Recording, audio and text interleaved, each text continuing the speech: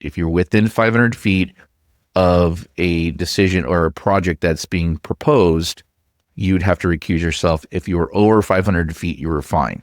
Well, those rules have changed. And so that issue came up in the Oak Valley North project, where you had two council members, now two former council members, that were more than 500 feet, less than 1,000 feet. But because they each had different circumstances related to their distance and proximity of the project, and where they were located within of where traffic would flow, for example. So in order to determine whether there was a conflict or not, we submitted the case to the Fair Political Practices Commission, the FPPC, to get a ruling on whether or not those public officials could participate. The letter came back and said they cannot.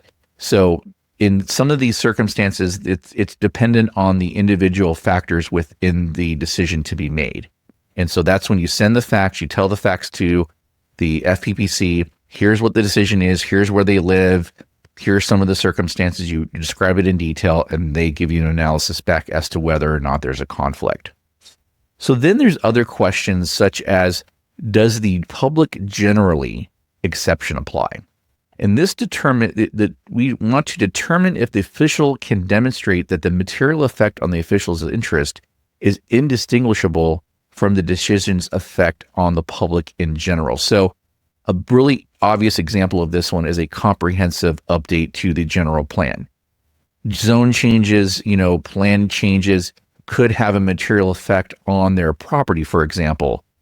But because you're essentially impacting every single property within the city in a comprehensive general plan update, it would be really difficult to make that argument, because you could argue that every single council member, every single planning commissioner would have a conflict. So that's where a decision could affect that council member just as much as it could any other resident in the city.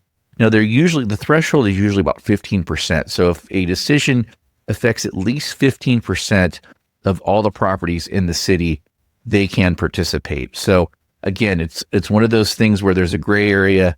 You would ask the FPPC, does the public generally exception apply?